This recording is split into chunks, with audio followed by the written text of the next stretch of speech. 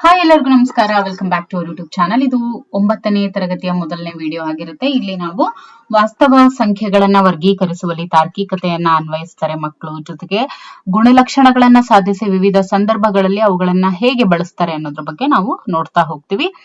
ಇದಕ್ಕೆ ಸಂಬಂಧಿಸಿದಂತೆ ಬಹು ಆಯ್ಕೆ ಪ್ರಶ್ನೆಗಳು. ಮೊದಲನೇ ಪ್ರಶ್ನೆ, ಪ್ರತಿಯೊಂದು ಭಾಗಲಬ್ಧ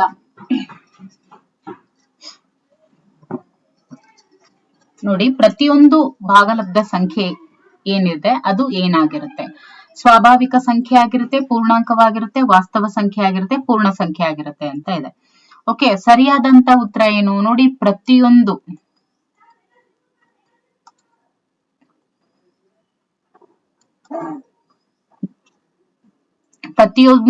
ಭಾಗಲಬ್ಧ ಸಂಖ್ಯೆಯು ಕೂಡ ವಾಸ್ತವ ಸಂಖ್ಯೆ ಆಗಿರುತ್ತೆ.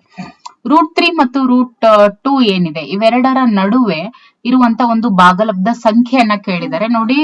√2 ಮತ್ತು √3 ಇವೆರಡರ ನಡುವೆ ಇರುವಂತ ಒಂದು ಭಾಗಲಬ್ಧ ಸಂಖ್ಯೆ ಯಾವುದು ಅಂತ ಹೇಳಿದ್ರೆ ದಟ್ ಇಸ್ 1.5. 5 ಮತ್ತು 6 ಇವೆರಡರ ನಡುವಿನ ಒಂದು ಭಾಗಲಬ್ಧ ಸಂಖ್ಯೆ ಯಾವುದು ಅಂತ ಕೇಳಿದರೆ ದಟ್ ಇಸ್ √5 × 6. ಓಕೆ, ಅಭಾಗಲಬ್ಧ ಸಂಖ್ಯೆ. ಓಕೆ, 5 ಮತ್ತು 6 ಇವೆರಡರ ನಡುವಿನ ಒಂದು ಅಭಾಗಲಬ್ಧ ಸಂಖ್ಯೆ.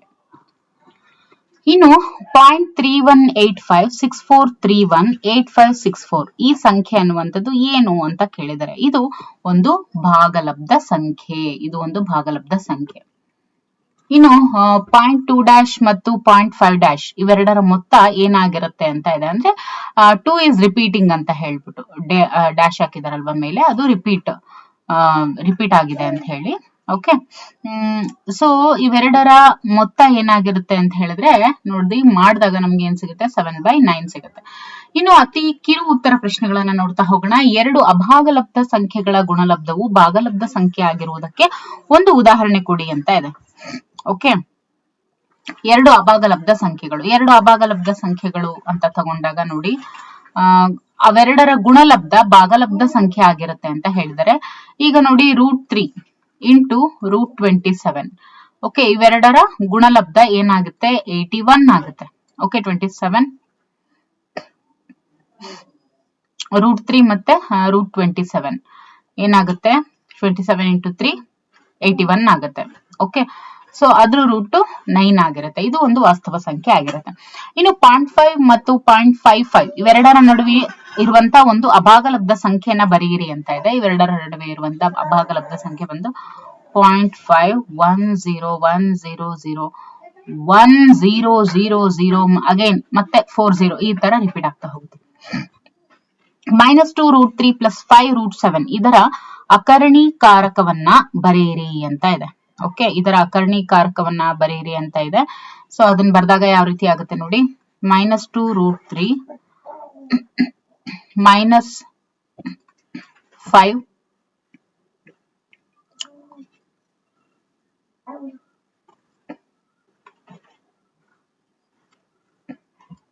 ನೋಡಿ, -2 √3 ಅದಾದ್ಮೇಲೆ -5 √7.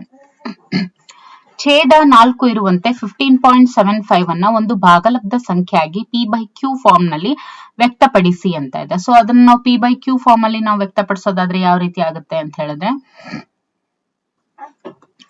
63/4 ಮಾಡಿದಾಗ ನಮ್ಗೆ 15.75 ಸಿಗುತ್ತೆ. ಓಕೆ, ಮುಂದಿನ ಪ್ರಶ್ನೆ ಕಿರು ಉತ್ತರ ಪ್ರಶ್ನೆಗಳು. 0.5' ಏನಿದೆಯಲ್ಲ ಇದನ್ನ p/q ರೂಪದಲ್ಲಿ ನಾವು ವ್ಯಕ್ತಪಡಿಸಿ ಅಂತ ಕೇಳಿದರೆ, ಆದ್ರೆ ಕಂಡೀಷನ್ ಏನು? p, q ಎಪ್ಸಿಲಾನ್ ನೋಡಿ z q is not equal to 0 ಅಂತ ಇದೆ. ಓಕೆ, ಸೊ ನೋಡಿ x equals 0.5' ಆಗಿರುತ್ತೆ. Okay, so x is equal to 0.5555 it is repeating ಅಂತ. ಓಕೆ, ಇದನ್ನ ಈಕ್ವೇಶನ್ 1 ಅಂತ ತಗೊಳ್ಳೋಣ. ಇನ್ನು ಇವಾಗ 10x ಅಂತ ನಾವು ತಗೊಂಡಾಗ, ಅಂದ್ರೆ ಇದನ್ನ ನಾವು 10 ಇಂದ ನಾವು ಮಲ್ಟಿಪ್ಲೈ ಮಾಡಿದಾಗ ಏನಾಗುತ್ತೆ? 10x ಅಂದ್ರೆ ಇದನ್ನ ನಾವು ಈ ಈಕ್ವೇಶನ್ 1 ಅನ್ನ 10 ಇಂದ ನಾವು ಮಲ್ಟಿಪ್ಲೈ ಮಾಡಿದಾಗ ಏನಾಗುತ್ತೆ? 10x is equal to 5.555 ಆಗುತ್ತೆ. ಸೊ ಗುಣಿಸಿದಾಗ ಅದನ್ನ ನಾವು 2 ಅಂತ ಹೇಳಿ ಕನ್ಸಿಡರ್ ಮಾಡ್ಕೊಂಡಾಗ 2 ಅಲ್ಲಿ 1 ಹೋದ್ರೆ ಏನಾಗುತ್ತೆ? ಅಂದ್ರೆ 2 ಅಲ್ಲಿ 1 ಅಂದ್ರೆ ಈಕ್ವೇಶನ್ 2 ಇಂದ ಈಕ್ವೇಶನ್ 1 ಅನ್ನ ನಾವು ಮೈನಸ್ ಮಾಡಿದಾಗ ನಮಗೆ 9x is equal to 5 ಸಿಗುತ್ತೆ. So x is equal to 5/9. Okay,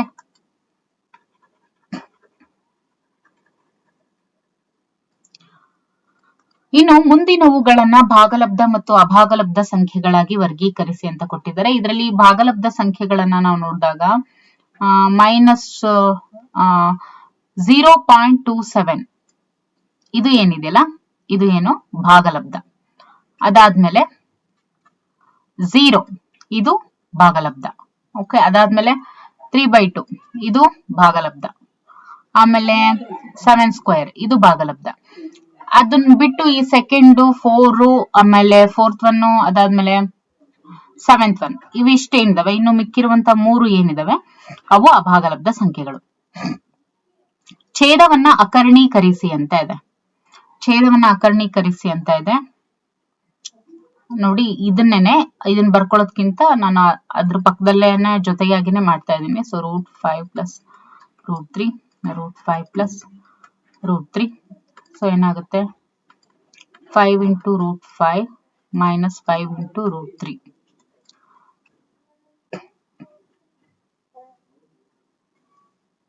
ಇದು ಪ್ಲಸ್ ಅಲ್ಲ, ಇದು ಮೈನಸ್. ಓಕೆ, ಯಾಕಂದ್ರೆ ಓಕೆ ಇಲ್ಲಿ ಮೈನಸ್ ಬರುತ್ತೆ, ಇಲ್ಲಿ ಪ್ಲಸ್ ಬರುತ್ತೆ.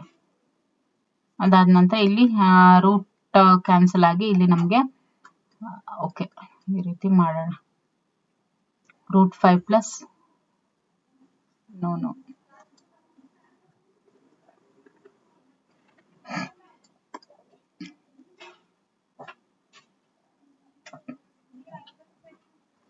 ನೋಡಿ, ಇದನ್ನ ಇಂಟು ಮಾಡಿದಾಗ ನಮ್ಗೆ ಏನ್ ಸಿಗುತ್ತೆ,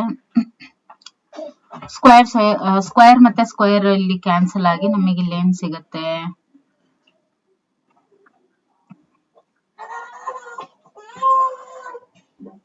ಇದು ಕ್ರಾಸ್ ಮಲ್ಟಿಪ್ಲಿಕೇಶನ್ ಆಗುತ್ತೆ. ಸೊ ಅವಾಗ 5 - 3 ಸಿಗತ್ತೆ. ಓಕೆ, ಸೊ ನೆಕ್ಸ್ಟ್ 5 √5 - 5 √3/2 ಅಥವಾ 5 × √5 - √3 ಓಕೆ /2 ಅಂತ ಕೂಡ ಆಗುತ್ತೆ, ಅಥವಾ 5/2 × √5/√3 ಅಂತಾನೂ ಆಗುತ್ತೆ. ಓಕೆ, ಇನ್ನು ದೀರ್ಘ ಉತ್ತರ ಪ್ರಶ್ನೆಗಳನ್ನ ನೋಡೋಣ.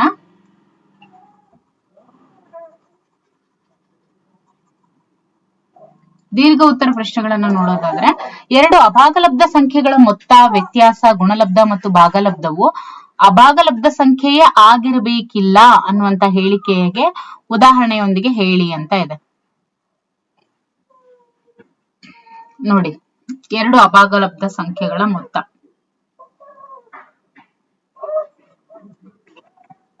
ಉದಾಹರಣೆಗಳು, ಈಗ ಫಾರ್ ಎಕ್ಸಾಂಪಲ್ ಒಂದು ಉದಾಹರಣೆ ತಗೊಂಡ್ರೆ √3 + -√3 is equal to ಏನಾಗುತ್ತೆ 0 ಬರುತ್ತೆ.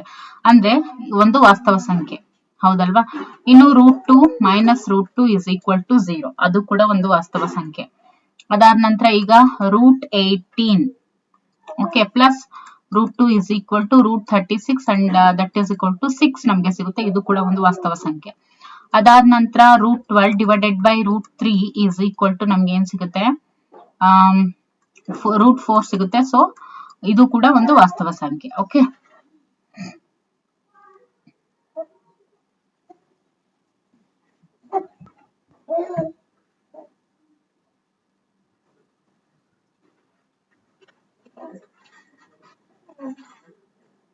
ಮುಂದುವರೆದು ನೋಡೋದಾದ್ರೆ, ಬೀಜೋಕ್ತಿಗಳಲ್ಲಿ ಬಹುದೋಕ್ತಿಗಳನ್ನ ಗುರುತಿಸಿ ವರ್ಗೀಕರಿಸಿ ಸೂಕ್ತ ಬೀಜಗಣಿತ ನಿತ್ಯ ಸಮೀಕರಣ ಬಳಸಿ ಅವುಗಳನ್ನ ಅಪವರ್ತಿಸುವರು ಅಂತ ಇದೆ. ಸೊ ಮೊದಲನೇ ಪ್ರಶ್ನೆ ನೋಡಿ, ಬಹು ಆಯ್ಕೆ ಪ್ರಶ್ನೆಗಳು. 2x² - x³ + 4x - 10 ಈ ಬಹುದೋಕ್ತಿ ಏನಿದೆಯಲ್ಲ ಇದು ಏನು ಅಂತ ಕೇಳಿದರೆ, ಇದು ನೋಡಿ ಇದನ್ನ ನಾವು ಘನ ಬಹುದೋಕ್ತಿ ಅಂತ ಕರಿತೀವಿ. Okay, and x³ - 4x² + 5x⁴ +10 ಈ ಒಂದು ಬಹುದೋಕ್ತಿಯ ಡಿಗ್ರಿ ಯಾವುದು ಅಂತ ಕೇಳಿದರೆ, ಇದರ ಒಂದು degree highest degree that is 4 ಆಗಿರುತ್ತೆ. ಓಕೆ, ಇನ್ನು a³ - b³ ಇದರ ಒಂದು ಅಪವರ್ತನಗಳು ಅಂತ ಕೇಳಿದರೆ, ನೋಡಿ a³ - b³ ಅಂತ ಹೇಳಿದಾಗ a - b first. Okay, a - b ಜೊತೆಗೆ a² plus b square plus ab. Okay, a minus b into a square plus b square plus ab. So option C is the right answer. p plus 1 by p ಇದು ಏನು ಅಂತ ಕೇಳಿದ್ದಾರೆ. Okay, ಇದು ಏನು ಅಂತ ಕೇಳಿದ್ದಾರೆ. ಇದು ಯಾವುದು ಅಲ್ಲ, ಇದು ಬಹುದೋಕ್ತಿನೇ ಅಲ್ಲ. Okay, p of t is equal to pt minus 4 ಈ ಒಂದು ಬಹುದೋಕ್ತಿಯ ಶೂನ್ಯತೆ ಅನ್ನುವಂಥದ್ದು ಏನಾಗಿದೆ ಅಂತ ಕೇಳಿದರೆ ಇದರ ಒಂದು ಶೂನ್ಯತೆ ಏನಾಗಿದೆ ಅಂತ ಹೇಳಿದ್ರೆ 2 ಆಗಿರುತ್ತೆ.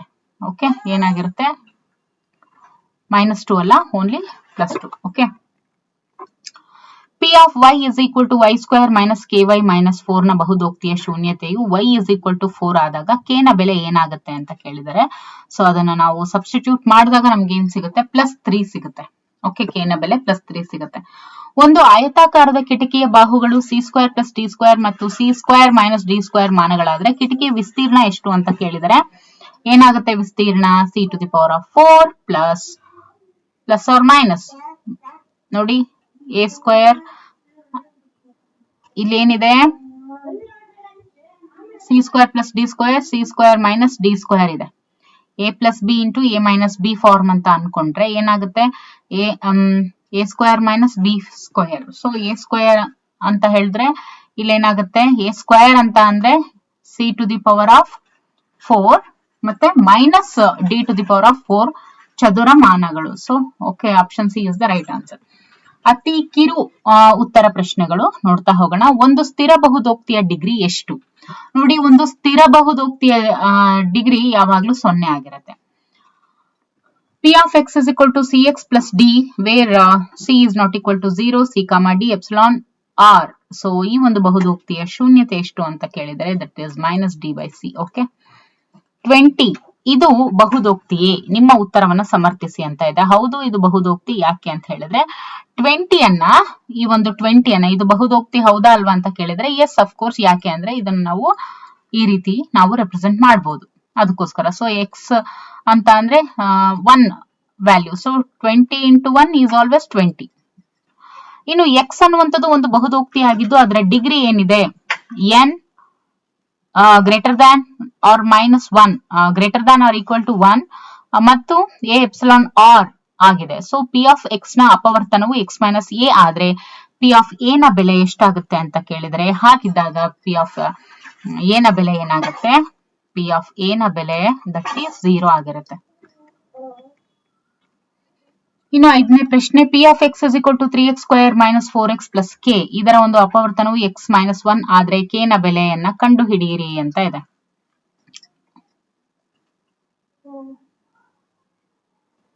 x - 1 ಅಂತ ಅಂದ್ರೆ x = 1 ಆಗುತ್ತೆ. Okay, so into 1 - 4 plus k. Okay, 3 - 4 plus k. Okay, 3 - 4 is equal to -k. ಇದು ಆಚೆ ಕಡೆ ಹೋದ್ರೆ so -1 is equal to -k. So minus cancel, k = 1 ಆಗುತ್ತೆ. ಓಕೆ, x³ + y³ ಇದರ ಅಪವರ್ತನಗಳನ್ನ ಬರೆಯಿರಿ ಅಂತ ಇದೆ. ಸೊ ನೀವು ಸ್ಟಾರ್ಟಿಂಗ್ ಅಲ್ಲೇ ಮಲ್ಟಿಪಲ್ ಚಾಯ್ಸ್ ಅಲ್ಲಿ ನೋಡಿದ್ರಿ, x + y a² + b² -xy. Okay, ಕಿರು ಉತ್ತರ ಪ್ರಶ್ನೆಗಳು. ನೀಡಿರುವಂತಹ ಬಹುದೋಕ್ತಿಗಳನ್ನ ಸ್ಥಿರ ಬಹುದೋಕ್ತಿ, ರೇಖಾತ್ಮಕ ಬಹುದೋಕ್ತಿ, ವರ್ಗ ಬಹುದೋಕ್ತಿ ಮತ್ತು ಘನ ಬಹುದೋಕ್ತಿಗಳಾಗಿ ವರ್ಗೀಕರಿಸಿ ಅಂತ ಕೊಟ್ಟಿದ್ದಾರೆ. ಇಲ್ಲಿ ಫಸ್ಟ್ ಸ್ಥಿರ ಬಹುದೋಕ್ತಿಗಳನ್ನ ನೋಡ್ತಾ ಹೋಗೋಣ. ಸ್ಥಿರ ಬಹುದೋಕ್ತಿಗಳು ಅಂತ ನೋಡಿದಾಗ ನೋಡಿ, 3ನೇದು ನೋಡಿ, ಇಲ್ಲಿ ಹಾಕ್ಬಿಡ್ತೇನೆ, 3 ಮತ್ತು -18x0 ಇದು ಏನಿದೆಯಲ್ಲ ಇವು ಸ್ಥಿರ ಬಹುದೋಕ್ತಿ. ಇನ್ನು ರೇಖಾತ್ಮಕ ಬಹುದೋಕ್ತಿಗಳು ಅಂತ ನೋಡಿದಾಗ ನೋಡಿ, 5t - √7 ಅದಾದ ನಂತರ r+3. ಓಕೆ, r+3 ಮತ್ತೆ 5t - √7. ಇನ್ನು ವರ್ಗ ಬಹುದೋಕ್ತಿ ಅಂತ ನೋಡಿದಾಗ x² + x ಆಮೇಲೆ 2 - x - x². ಇವು ಏನು ವರ್ಗ ಬಹುದೋಕ್ತಿ. x² + x ಅದಾದ್ಮೇಲೆ 2 - x - x². ಸೊ ಇನ್ನು ಮಿಕ್ಕಿದೇನು 7x³ ಮತ್ತೆ x - x³ ಇವು ಘನ ಬಹುದೋಕ್ತಿಗಳು. ಓಕೆ, ಎರಡನೇ ಪ್ರಶ್ನೆ ನೋಡಿ, ಸೂಕ್ತ ನಿತ್ಯ ಸಮೀಕರಣವನ್ನು ಉಪಯೋಗಿಸಿ ಅಪವರ್ತಿಸಿ 9x² + 6xy + y² ಅಂತ ಇದೆ. ಓಕೆ, ಇದನ್ನ ಮಾಡಿದಾಗ ನಮ್ಗೆ ಏನ್ ಸಿಗುತ್ತೆ?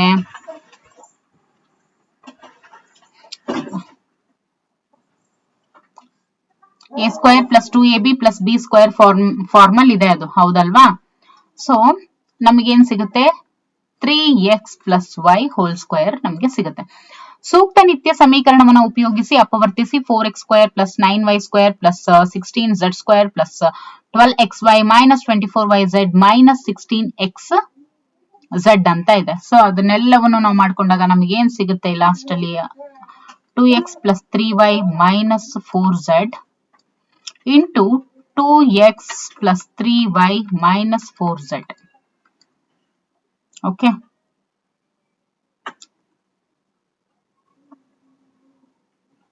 ಇನ್ನು ಸೂಕ್ತ ನಿತ್ಯ ಸಮೀಕರಣವನ್ನು ಉಪಯೋಗಿಸಿ ಅಪವರ್ತಿಸಿ 27a³ + 125b³ ಅಂತ ಇದೆ. ಅಂದ್ರೆ ಏನು? a³ + b³ ಫಾರ್ಮ್ ಅಲ್ಲಿ ಇದೆ, ಅದು ಇದೆ. ಅದನ್ನ ನಾವೇನ್ ಮಾಡ್ಕೋಬೇಕು ಅಂತ ಹೇಳಿದ್ರೆ ಹೋಲ್ ಕ್ಯೂಬ್ ಮಾಡ್ಕೋಬೇಕು. a ಅಂದ್ರೇನು? 3a³ + 5b³ ಮಾಡ್ಕೋಬೇಕು. ಓಕೆ, ಅದನ್ನ ನಾವು ಮಾಡ್ತಾ ಹೋದಾಗ ನಮಗೆ ಏನ್ ಸಿಗುತ್ತೆ?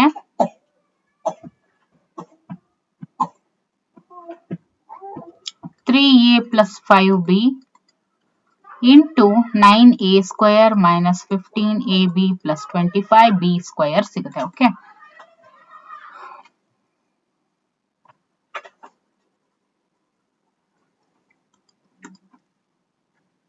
ಅಂಡ್ ಇದನ್ನು ಕೂಡ ಅದೇ ತರ ಏನ್ ಮಾಡ್ಬೇಕು? ಇದನ್ನ ಫಸ್ಟ್ ಸಿಂಪ್ಲೆಸ್ಟ್ ಫಾರ್ಮಿಂಗ್ ತಗೊಂಡ್ಬಿಟ್ಟು ಅದನ್ನ ಮಾಡ್ತಾ ಹೋಗ್ಬೇಕು. ಇನ್ನು ದೀರ್ಘ ಉತ್ತರ ಪ್ರಶ್ನೆಗಳನ್ನ ನೋಡ್ತಾ ಹೋಗೋಣ.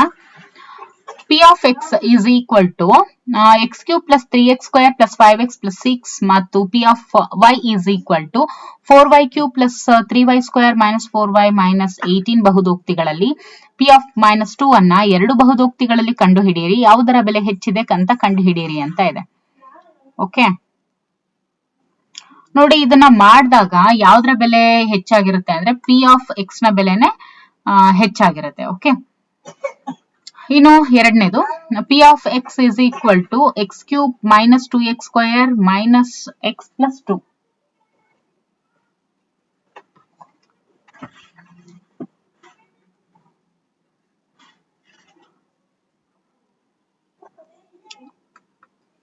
p1 is equal to 0 ಆಗುತ್ತೆ.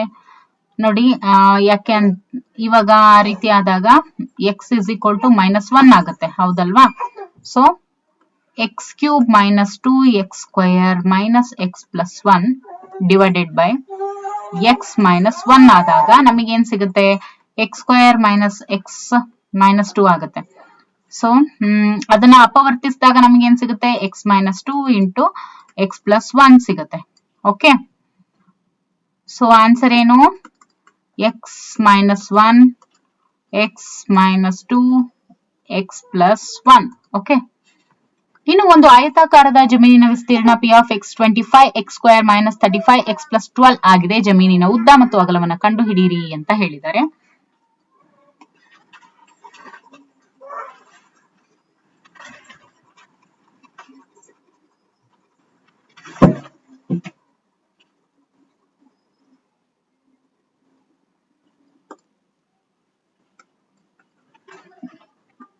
(25x² - 35x + 12) 25x² - 15x - 20x + 12.